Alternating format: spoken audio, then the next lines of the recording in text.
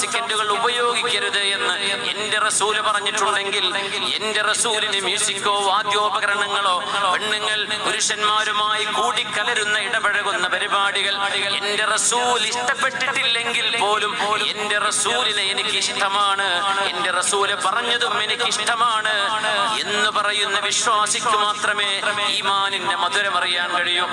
വഅദുണ്ടെങ്കിൽ വഅദിന്റെ സദസ്സിലുണ്ട്, ഗാനമേളയുണ്ടെങ്കിൽ അവിടെയും മുമ്പിലുണ്ട്. ഇവർക്ക് ഈമാനിന്റെ മധുരമറിയില്ല.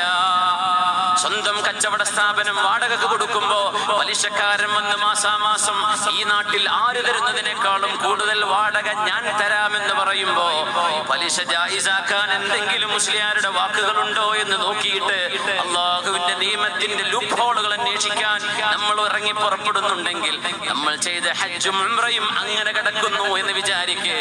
ഈമാനിന്റെ മധുരമറിയാൻ കഴിയില്ല കേട്ടോ.